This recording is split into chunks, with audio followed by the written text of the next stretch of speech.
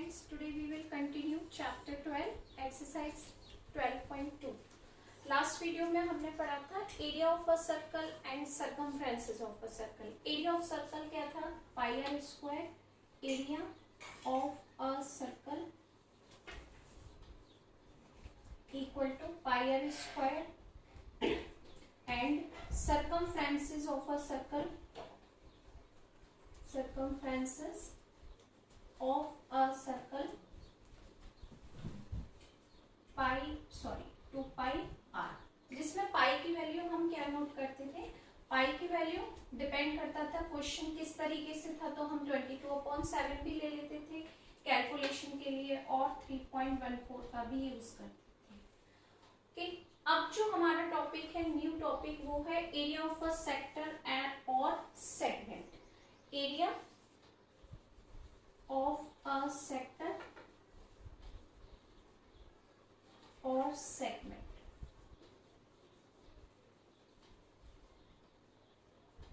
Okay, आज हम इस टॉपिक पर डिस्कस करेंगे सेक्टर और सेगमेंट क्या है।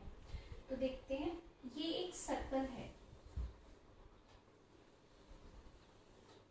सर्कमफ्रेंसेस ऑफ अ सर्कल हो गया।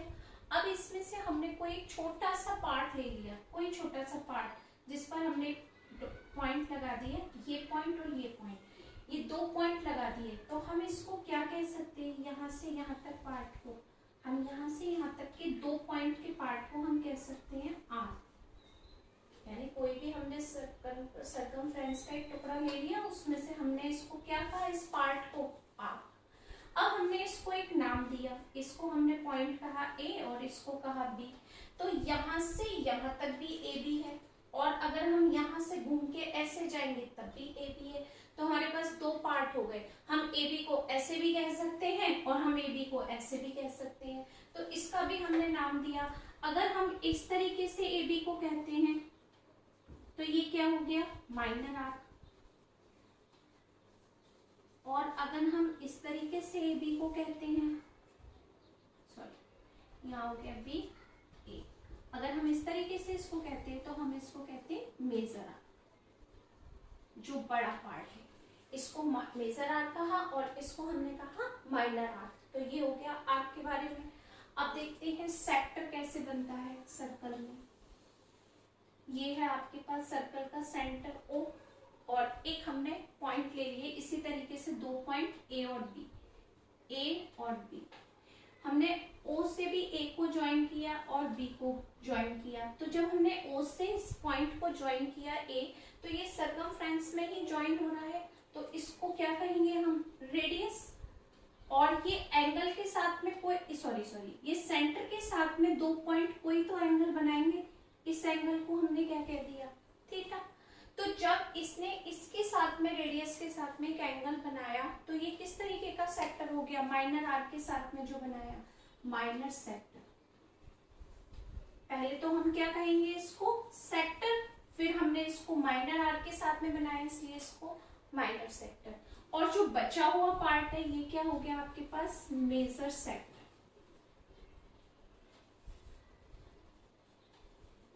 जैसे कि आपके पास एक केक है, कोई केक में से अगर हमें एक पीस कट कर लेते हैं, तो जो पीस आप कट करते हो वो क्या हो गया? Minor sector. और जो प्लेट में बचा हुआ केक है वो क्या हो गया आपके पास में? Major sector.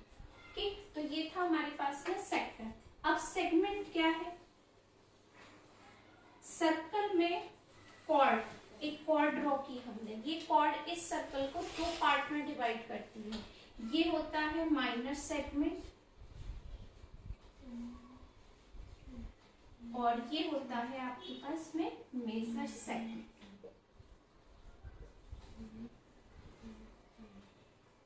माइनर सेगमेंट और मेजर सेगमेंट, यानी कॉर्ड अगर ड्रॉ की है तो वो उसको सेगमेंट में डिवाइड करेगी। अगर सेक्टर के साथ आपको देखना है तो सेंटर से हम ये दो पॉइंट को ज्वाइन करेंगे, तो ये सेक्टर में डिवाइड करेगा। ठीक, next heading area of a sector. Sector हमने पढ़ा था, अब इसका प्रूफ देखते हैं। Let sector is subtending an angle theta at centre. Theta centre पर है और ये हमारे पास रेडियस है। अब देखते हैं ये किस तरीके से हमारे पास इसका प्रूफ आएगा। एक लॉजिक देखते हैं कि कोई भी सर्कल है, ये सेंटर के साथ में कितने डिग्री का एंगल बनाता है? 360 डिग्री का। यानी अगर हमने 360 डिग्री एंगल लिया तो इसने कितना एरिया कवर किया सर्कल ने? इसने एरिया कवर किया आपके पास में पाई आर स्क्वायर का एरिया कवर किया, क्योंकि सर्कल का एरिया पाई आर स्क्वायर है तो इसने पाई आर स्क्वायर एरिया कवर किया। जब 360 के साथ पाई आर स्क्वायर है तो 1 डिग्री के साथ कितना कवर किया? Pi r square upon 360। Unitary method हो गया ना 360। कोई भी सर्कल है, अब आपके पास में उसने अगर 1 डिग्री का एंगल बनाया, ये 1 डिग्री एंगल है, तो कितना क्या फॉर्मूला होगा? पाई आर स्क्वायर अपॉन 360। अगर मैं यहाँ पर लेती हूँ 2 डिग्री के साथ में कितना एंगल बनाएगा? अब ये मैंने बढ़ा दिया एंगल, यहाँ से 1 की जगह क्या हो गया? ये 2 डिग्री। तो 2 डिग्री के साथ क्या होगा एरिया? 1 के साथ यहाँ 1 से मल्टीप्लाई हो गया था, 2 के साथ 2 into pi r square upon 360। Same अगर मैंने 3 डिग्री लिया यहाँ पर तो 3 इंटू यूनिटरी मेथड अप्लाई कर सकते हैं, पाई आर स्क्वायर अपॉन 360।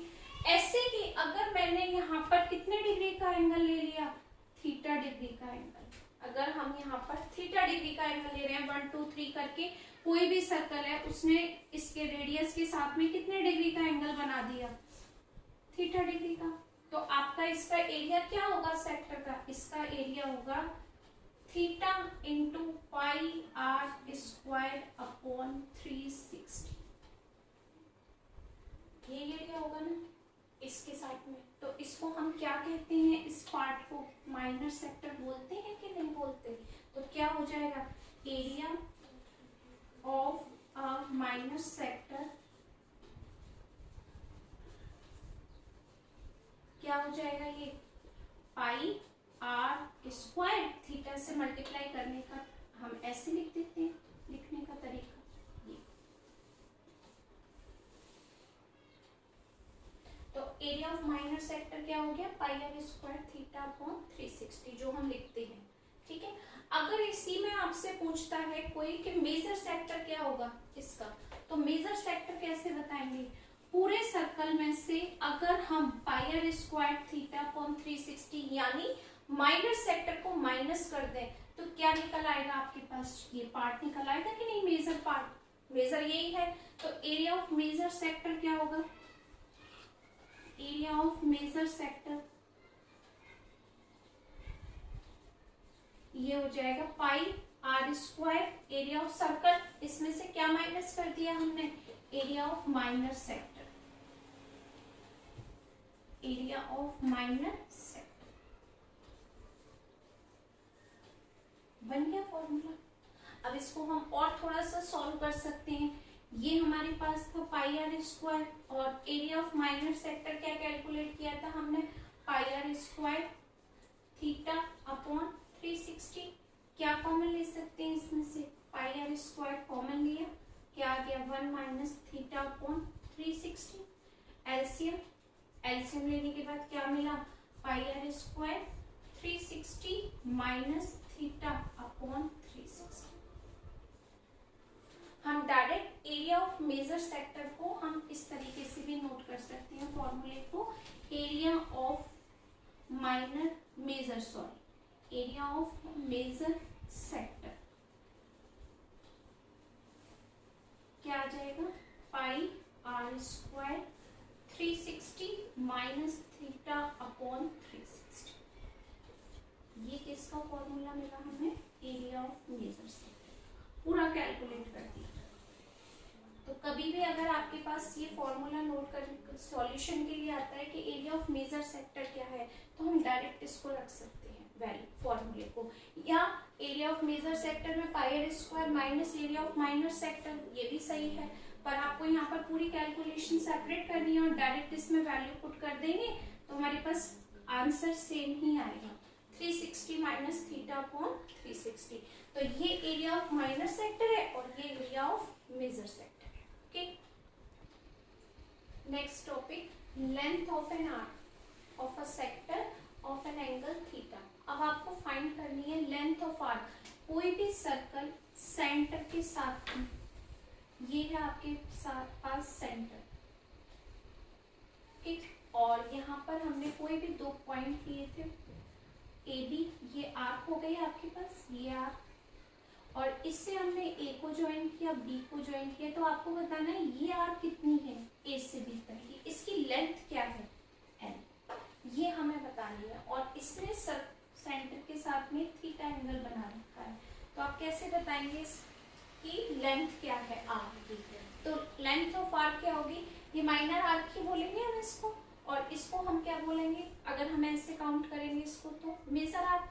चलो सबसे पहले हम लेंथ ऑफ आर्क बताते हैं ए बी, कैसे कैलकुलेट करेंगे, इसका भी लॉजिक है हमारे पास कि कोई भी सर्कल सेंटर के साथ में जैसे एरिया कैलकुलेट किया था सेम हमने यहाँ पर लिया, कितने डिग्री का एंगल बनाया इसने 360 का, लेकिन इसने सरकमफ्रेंस कैलकुलेट किया अब, तो 360 सर्कल के सरकमफ्रेंस के साथ में कितने डिग्री का एंगल बनाएगा 360 का, और 360 का एंगल क्या लिखेंगे हम यहाँ पर, 360 का एंगल क्या बनाता है सरकमफ्रेंस के साथ में 2 pi are.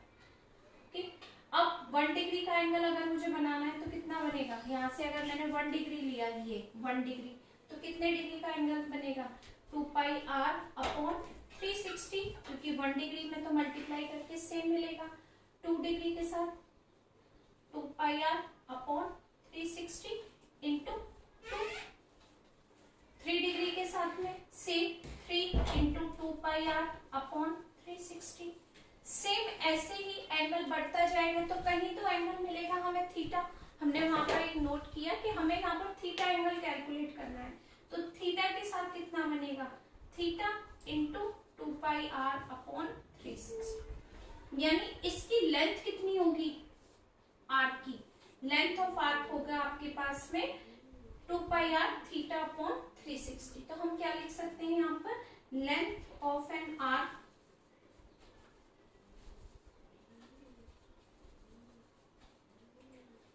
of a sector, sorry, length of an arc with the angle theta, या लेंथ ऑफ आर्क लिख देते हैं 2 पाई आर थीटा अपॉन 360,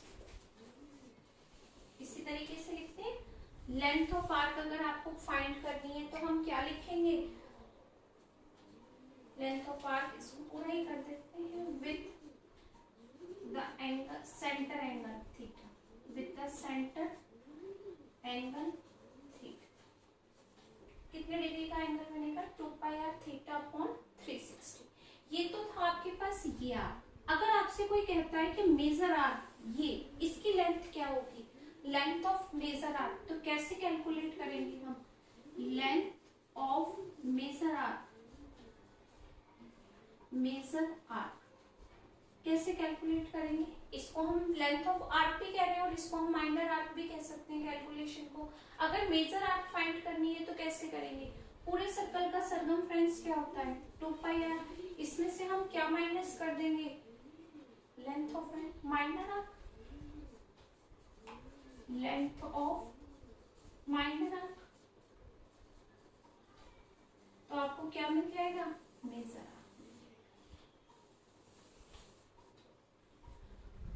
इस तरीके से हम आर्क की कैलकुलेशन कंप्लीट करेंगे कि लेंथ ऑफ माइनर आर्क क्या होगा और लेंथ ऑफ मेजर आर्क क्या है। Next topic area of a segment of a circle. अब हमें सेगमेंट का एरिया कैलकुलेट करना है, कैसे, ये क्या था हमारे पास में जो फिगर में हमने ये कैलकुलेट किया था, ये था माइनर सेक्टर। अगर इसमें हम ए और बी को ज्वाइन कर दें तो ये कॉर्ड हो जाएगी सर्कल की, और सेगमेंट कब फाइंड होता है, जब हम किसी भी कॉर्ड से उस सर्कल में 2 पार्ट में कॉर्ड से डिवाइड करते हैं। एक कॉर्ड किसी भी सर्कल को 2 सेगमेंट में डिवाइड करती है, अगर हमने कॉर्ड यहाँ ली है तो ये इसको माइनर और मेजर सेगमेंट में डिवाइड करेगी। ठीक है, तो हमने क्या किया, इस सर्कल में पहले सेक्टर लिया और सेक्टर में हमने ए बी को ज्वाइन किया, तो ये कॉर्ड का काम कर रही है। अब इसमें 2 सेगमेंट हो गए, एक मेजर सेगमेंट और एक माइनर। हमें ये कैलकुलेट करना है माइनर सेगमेंट, माइनर सेगमेंट ये कैसे कैलकुलेट होगा, और ये है हमारे पास मेजर सेगमेंट।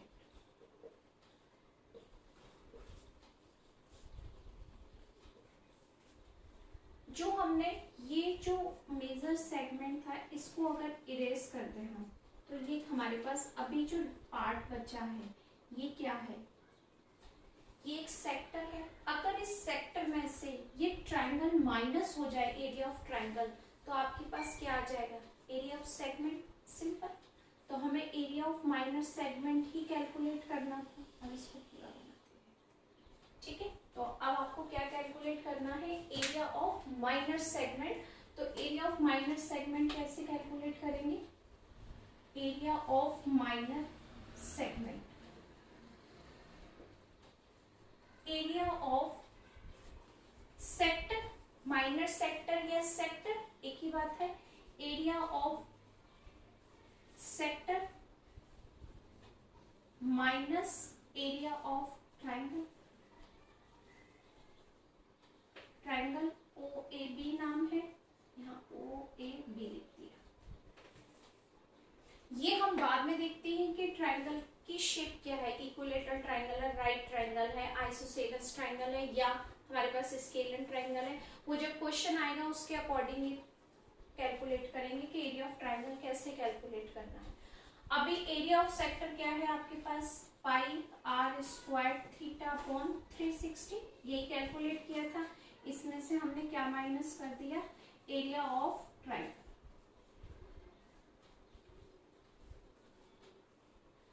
ये क्या कैलकुलेट किया हमने, area of minor segment, minor segment. यहाँ पर कोई भी है तो यहाँ पर भी, ये हमने कैलकुलेट किया एरिया ऑफ माइनर सेगमेंट। ठीक, ये कर दिया, ये हमने इसको कर दिया। अब हमें कैलकुलेट करना है एरिया ऑफ मेजर सेगमेंट। ये मेजर सेगमेंट ये कैसे कैलकुलेट होगा, अगर हम पूरे सर्कल में से ये माइनर जो हमने अभी कैलकुलेट किया है ये पूरा पार्ट माइनर सेगमेंट माइनस कर दें, तो क्या हमें ये पूरा मिल जाएगा मेजर सेगमेंट। ये माइनर सेगमेंट निकाल दे रहे हैं, उसमें से हम ये माइनस कर दे रहे हैं पूरे सर्कल के एरिया में से, तो हमें ये मिल जाएगा मेजर सेगमेंट। ठीक है ना, देखो कोई भी सर्कल है इसमें से माइनर सेगमेंट आपने रिमूव किया तो क्या मिला आपको, मेजर सेगमेंट। और area of minor segment already हम कैलकुलेट कर चुके हैं, तो एरिया ऑफ मेजर सेगमेंट क्या होगा, एरिया ऑफ मेजर सेगमेंट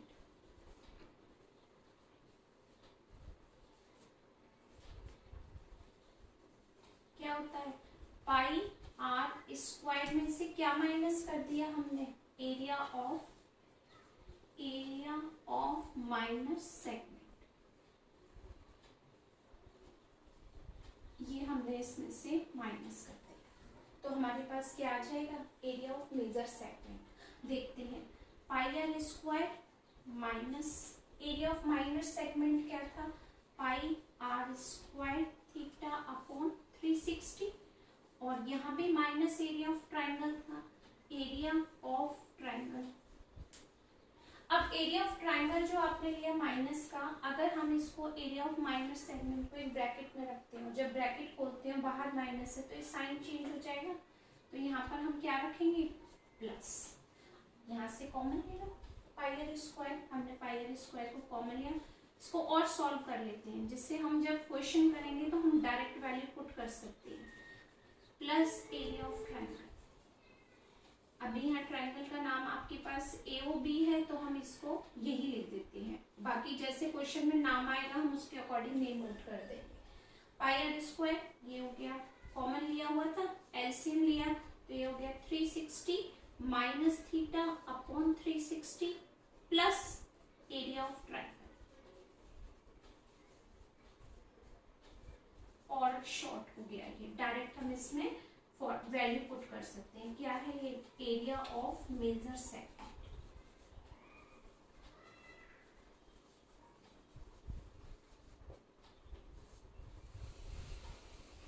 ये पूरा आपके पास में फॉर्मूला बन गया। Sorry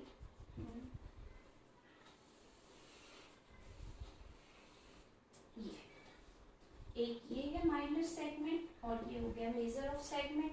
area of major sector भी हो गया, एरिया ऑफ माइनर सेक्टर भी, और लेंथ ऑफ एन आर्क भी कैलकुलेट किया। ठीक, ये आप आराम से देख करके नोट कर लीजिए। ठीक, next question example 2, find the area of a sector of a circle with radius 4 centimetre of an angle 30 degree. Also find the area of corresponding major sector. यानी आपसे उसने दो कैलकुलेशन करने के लिए कहा है। एक तो हमको करना है sector, sector means minor sector calculate करना है, और सेकंड पार्ट में हमें मेजर सेक्टर कैलकुलेट करना है। तो क्या क्या दिया है आपको इसमें, उसने थीटा कितना दिया है, फिगर ऑलरेडी गिवन है, सिंपल है 30 डिग्री, और रेडियस कितनी दी हुई है आपको 4 centimetre.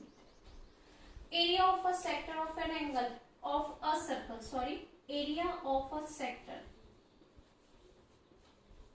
Area of the sector, क्या फॉर्मूला था सेक्टर का, पाई आर स्क्वायर थीटा अपॉन 360। हमें इसमें डायरेक्ट वैल्यू पुट करनी है। क्या वैल्यू है, पाई वैल्यू उसने आपको गिवन है क्वेश्चन में 3.14 ही यूज करनी है, आर है 4 इंटू 4, थीटा कितना है 30 अपॉन 360। 3 से कैंसिल करेंगे, 0 कैंसिल, 12 टाइम्स 4 3 सा 12। अब ये कैंसिल नहीं हो रहा, मल्टीप्लाई करते हैं, 4 4 सा 60, 4 1 जा 4 और 1 5, और 4 3 सा 12 3। अब 3 से इसमें हमें डिवाइड करना है। कैसे डिवाइड करते हैं हम करके देख लेते हैं। 12 5 6 4, और यहाँ हो गया 5 डेसिमल, 3 1 जा 3 2, फिर 2 0 3 6 18। अप्रोक्सीमेटली हम इसको 4.19 सेंटीमीटर स्क्वायर एरिया कैलकुलेट कर रहे हैं, स्क्वायर होगा अप्रोक्स। ठीक है, अप्रोक्स हमने लिख दिया, यहाँ पर अप्रोक्स हो गया। अब उसने सेकंड पार्ट पूछा है आपसे मेजर सेक्टर। मेजर सेक्टर कैसे कैलकुलेट करेंगे, एरिया ऑफ मेजर सेक्टर,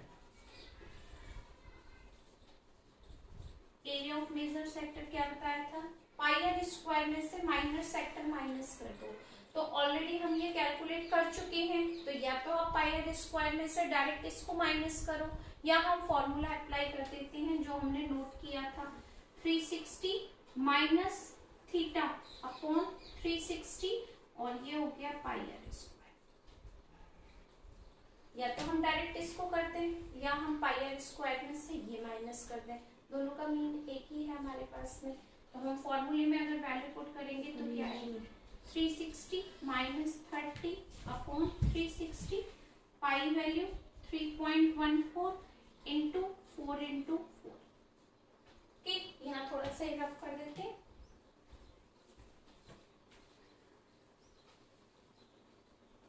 तो क्या आ जाएगा यहाँ पर कैलकुलेशन करके, 330, 360 में से 30 माइनस किया upon 360 into 3.14 into 4 into 4, 0 cancel, 3 से ये कैंसिल, 12, 4 से ये कैंसिल, 3 मल्टीप्लाई किया इसका 11 इंटू 3.14 इंटू 4 अपॉन 3।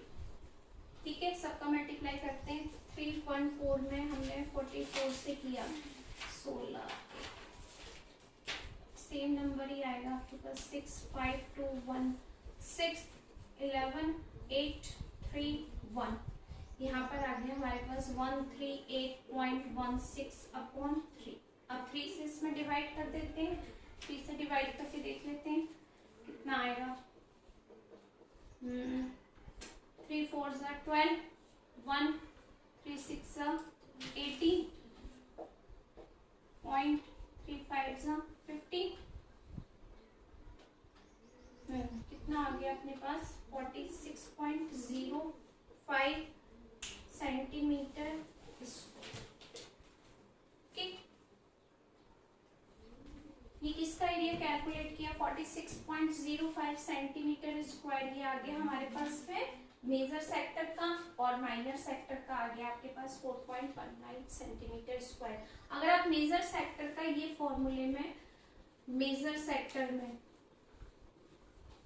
अगर आप ये भी अप्लाई करेंगे pi r square minus area of minor sector, तो बात एक है क्योंकि जब हमने प्रूफ किया था तो हमने इसी से ये फॉर्मूला बनाया था, लेकिन यहाँ पर ऑलरेडी हम ये कैलकुलेट कर चुके हैं 4.19, तो हम पाई आर स्क्वायर में से डायरेक्ट अगर इसको माइनस करेंगे तब भी आपके पास यही आंसर आएगा। ठीक, तो कोई भी अप्लाई कर लो जो भी आपका मन हो, चॉइस है आपके पास में। ठीक है, next example, find the area of segment A by B. उन्होंने इस तरीके से फिगर ड्रॉ किया है और यहाँ पर माइनर सेगमेंट में नाम दे दिया y। अब ये जो पार्ट है आपके पास, ये पूरा पार्ट क्या है हमारा माइनर सेगमेंट, और वो इसी को फाइंड करने के लिए बोल रहा है a बाई बी। फिगर में देखना है, और रेडियस आपको 21 सेंटीमीटर दी है, और एंगल सेंटर एंगल है आपके पास 120 डिग्री का। तो अब हम माइनर सेगमेंट का क्या फॉर्मूला अप्लाई करते हैं, area of minor segment equal to area of sector minus area of triangle. यही था फॉर्मूला। एरिया ऑफ सेक्टर क्या था, pi r square theta upon 360 minus area of triangle A O B. अब हमें area of triangle कैसे पता करें, centre angle तो 120 डिग्री का है, तो ये कैसे कैलकुलेट होगा 120 डिग्री। तो इसके लिए हमें इसको अलग से थोड़ा सा कैलकुलेट करना पड़ेगा। मैं यहाँ पर ट्राइंगल बना लेती हूँ सेपरेट, और इसको रोटेट कर देते हैं। ठीक है, थोड़ा सा इसको रोटेट कर देते हैं जिससे आपको क्लियर समझ आएगा। मैं इसको इस तरीके से बना देती हूँ। ये हमने इसका ट्राइंगल बना दिया ओ ए बी, और यहाँ पर ये हो गया 21 सेंटीमीटर, ये भी 21 सेंटीमीटर, और ये एंगल था 120 डिग्री। ये आ गया। इसको कैलकुलेट करने के लिए अगर हम हाफ बेस इनटू हाइट लगाते हैं, तो देखो अगर हमने यहाँ से परपेंडिकुलर प्लॉट किया इस पर m, तो ना तो आपको ए बी पता है बेस, और ना आपको हाइट पता है, तो हम इसमें ये फॉर्मूला भी नहीं लगा सकते। इक्विलेटरल ट्राइंगल के लिए ये अगर 60 होता तो डायरेक्ट फॉर्मूला था, बट यहाँ 120 है, तो हमने क्या किया इसमें OM perpendicular to A B draw किया। तो ये एंगल कितने डिग्री का हो गया, 60 का, बाइसेक्ट हो गया। अब आपको क्या करना है, दोनों ट्राइंगल एक दूसरे के कॉन्ग्रुएंस ही हैं, आप इसको प्रूव कर सकते हैं। ये दोनों साइड है OA is equal to OB, triangle AOM congruence है ट्राइंगल BOMK, ये दोनों ट्राइंगल कॉन्ग्रुएंस है। OA is equal to OB, radius of a circle, ये दोनों में कॉमन है, और ये आपके पास में क्या हो गया, या आप इसको ये भी ले सकते हो एंगल, ये दोनों इक्वल है जब आपने किया, और ये एंगल भी आपके पास में क्या हो गया, angles opposite to sides are equal, तो आपने इसको भी कर दिया इक्वल, और ये एंगल मिल गए, तो ये ट्राइंगल क्या हो गया, कॉन्ग्रुएंस। इसके बेस पर हम एक ट्राइंगल को यूज में ले सकते हैं, कौन सा, आप ये नहीं भी लिखेंगे तो भी प्रोसेस ओके है, हम इतना भी लिख सकते हैं कि नहीं। अब इसको भी हम देखते हैं प्रूफ, हम 60-60 कैसे लिख सकते हैं, क्योंकि अभी हमने ये कहा ही नहीं है कि ये मिड पॉइंट है या मिड लगाना है हमें, ये सॉरी ये आपके पास M मिड पॉइंट है, तो ये भी प्रूफ करके बताना है। तो चलिए हम पूरा ही देख लेते हैं, ये कॉन्ग्रुएंस कैसे हुआ ये भी बताते हैं। जब हम किसी पर परपेंडिकुलर प्लॉट करते हैं तो वो 90 डिग्री का एंगल बनाती है, तो हम यहाँ पर अप्लाई करेंगे congruency rule in triangle AMO and triangle B M O है। O A is equal to O B के रेडियस ऑफ अ सर्कल, ये हो गया, और ये आपके पास हो गया common, O M is equal to O M common हो गया, और ये 90 डिग्री हो गया कॉमन, सॉरी यहाँ पर हमने लिख दिया O M A is equal to O M B, ये आपके पास हो गया 90 डिग्री।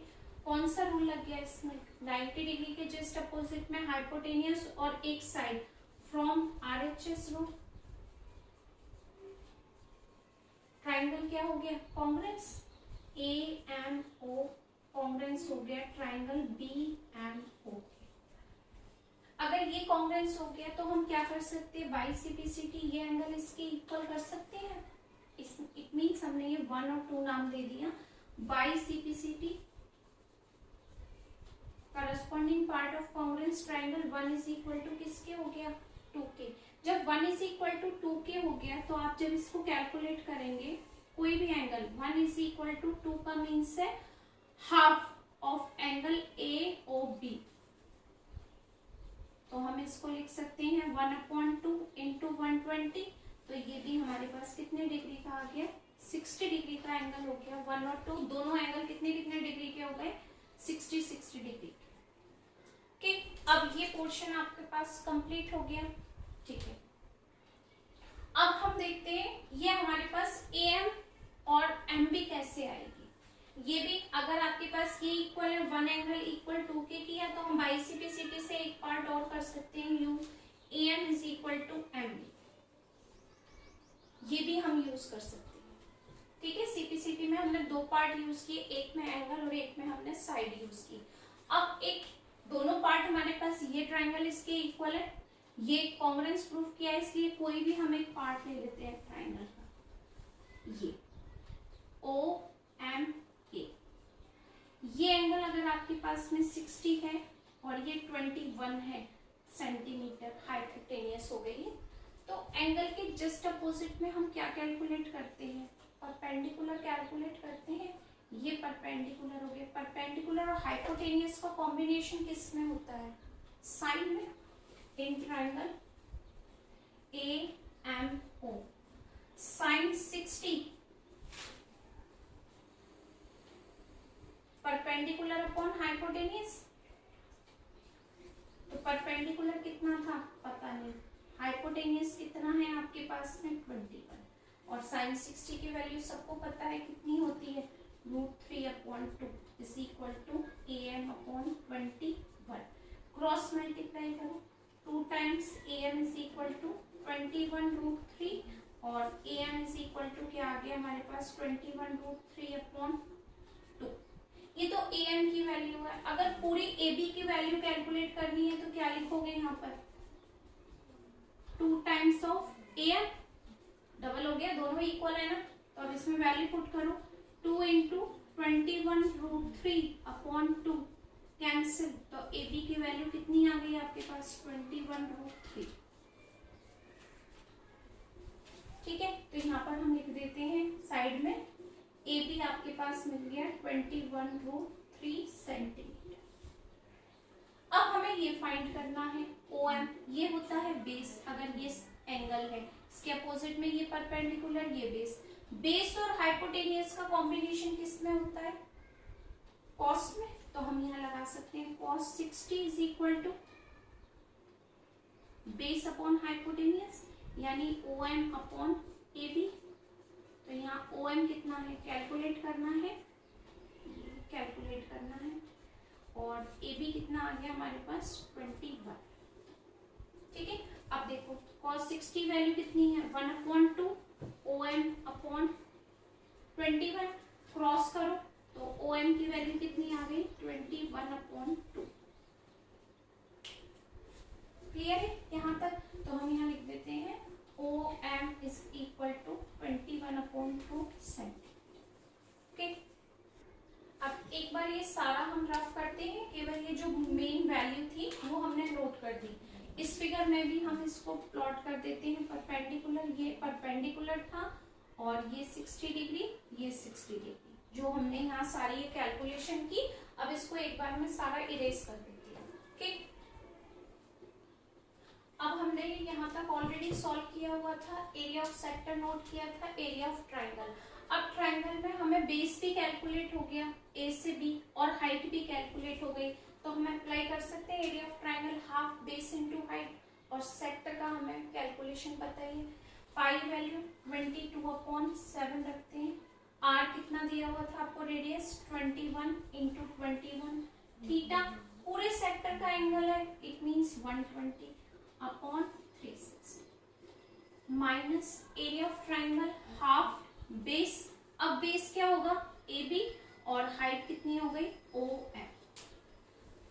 ठीक, अब देखते हैं कैलकुलेशन सारी। 3, 7 से ये 3 से ये पूरा 3 कैंसिल, 22 × 21 माइनस हाफ। ए से बी की वैल्यू कितनी है, 21√3 इंटू ओ एम आपको दिया है 21/2। ठीक, तो सारी कैलकुलेशन इसकी करते हैं। 21 में 22 से करते हैं तो कितना आया, 42, 462 ये आ गया, 462 माइनस 21 441√3/4। इतना ही छोड़ दो आप, कैलकुलेशन बुक में भी कुछ इसी तरीके से दिया हुआ है, तो हम यहाँ तक लिख सकते हैं। एरिया ऑफ सेक्टर में रूट की वैल्यू पुट करके अगर डिवाइड करके कैलकुलेशन करनी है वो भी ठीक है, और यहाँ तक भी छोड़ सकते हैं। ठीक, एक्सरसाइज 12.2 स्टार्ट करते हैं। Question number first, area of sector. Area of sector means minor sector ही कैलकुलेट करना है। रेडियस आपको गिवन है 6 centimetre and angle of the sector is 60 degree. R is equal to 6 centimetre given है, और theta आपको गिवन है 60 degree. तो area of sector directly formula पता है हमें, area of sector equal to pi r square theta upon 360। यही है। Pi value 22/7, r value 6 × 6, theta 30/360। अगर आपको लगता है कि यहाँ पर 7 का कोई रोल नहीं है, 7 से कोई भी नंबर डिवाइड नहीं हो रहा, तो हम इसके प्लेस पर 3.14 भी अप्लाई कर सकते हैं। ये जरूरी नहीं है कि आप यहाँ पर यही अप्लाई करो, कुछ कैंसिल नहीं हो रहा, लास्ट में भी डिवाइड करना है, तो हम डायरेक्टली यहाँ पर 3.14 भी नोट कर सकते हैं। अब जैसे इस क्वेश्चन में है 22, तो हम कैंसिल कर सकते हैं, लेकिन 7 से कोई भी नंबर डिवाइड नहीं हो रहा, तो 7 का यूज नहीं है, लास्ट में भी डिवाइड करना है, तो हम क्या करेंगे, यहाँ पर 22/7 के प्लेस पर 3.14 भी रख सकते हैं, या इस कैलकुलेशन को हम 7 से डिवाइड करके भी रख सकते हैं। ओके, एग्जांपल देखते हैं। चलो पहले हम क्या करते हैं, ये कैंसिल करते हैं, 6 से ये 6 टाइम और 6 से ये कैंसिल, 3 2 जा 6, 3 2 जा 6/7 by r square theta upon 360। बाई मिस्टेक ये 30 डिग्री हो गया, यहाँ पर करना है 6, क्योंकि थीटा 60 डिग्री था आपके पास, और ये कैंसिल है, सिर्फ ये करेक्ट करना है हमें। 6 2 जा 12, 12 और 1 30। ये सेंटीमीटर स्क्वायर भी रख सकते हैं हम, ठीक, या अगर हम चाहें तो यहाँ पर लिख सकते हैं 3.14 × 6 × 6 × 60/360। सिर्फ पाई की वैल्यू को चेंज किया है, तो ये कैंसिल, और 6 और 6 कैंसिल, 6 से मल्टीप्लाई करो 8, ये हम डायरेक्ट ये भी रख सकते हैं। तो कोई भी मेथड करो आप, यहाँ से डिवाइड करोगे तब भी आपके पास ये है। ठीक, तो कोई भी मेथड अप्लाई करो, कोई भी मेथड नहीं, कोई भी वैल्यू अप्लाई करो पाई की, 3.14 या 22/7। ठीक, next question 2, area of a quadrant of a circle whose circumference is 22 centimetre. Quadrant means कोई भी अगर आपके पास कहीं भी अगर आपके पास नोट है क्वाड्रेंट, तो इसका मतलब है थीटा कितना दिया हुआ है आपको, 90 डिग्री। क्वाड्रेंट मींस किसी भी सर्कल का 4th पार्ट, ये सर्कल है और हमने इसको 4 पार्ट में डिवाइड कर दिया, तो ये जो पार्ट होगा ये क्वाड्रेंट होगा, ये 90 डिग्री होगा, तभी तो पूरे सर्कल का एरिया 360 हम सेंटर एंगल कैलकुलेट करते हैं। ओके, तो ये हो गया क्वाड्रेंट। और आपको रेडियस गिवन नहीं है, लेकिन आपको सर्कमफ्रेंस गिवन है। Circumference means 2 pi r is equal to 22 centimetre given है। तो यहाँ से हम r कैलकुलेट कर सकते हैं, क्योंकि जब तक r नहीं होगा हम क्वाड्रेंट का एरिया कैलकुलेट ही नहीं कर सकते। ठीक है, तो यहाँ से हम r कैलकुलेट करते हैं 22/2 पाई, और पाई की वैल्यू क्या है, यहाँ हम 22/7 रख सकते हैं, और 7 का रेसिप्रोकल हो गया, तो ये हो गया आपके पास r is equal to 7/2 centimetre. Area of quadrant, area of quadrant, और क्वाड्रेंट अगर आपके पास है तो इसका मतलब ये भी एक सेक्टर ही है। अगर ये आपके पास एंगल थीटा है और रेडियस कितनी हो गई 7/2, तो ये भी एक सेक्टर ही हो गया। तो एरिया वही अप्लाई करेंगे जो हम सेक्टर में करते थे, पाई r square theta upon 360, 22/7, r value भी 7/2 नोट करेंगे, थीटा 90/360, 7 कैंसिल, 2 से ये 11 टाइम कैंसिल, 4 टाइम कैंसिल, अब मल्टीप्लाई करते हैं, क्या आ गया हमारे पास में 77/8 सेंटीमीटर स्क्वायर। यहाँ इसको डिवाइड कर दो पूरा, ठीक है, इतना भी लिख सकते हो, डिवाइड भी कर सकते हो, डिवाइड करो, 8 9 जा 72, 5 0,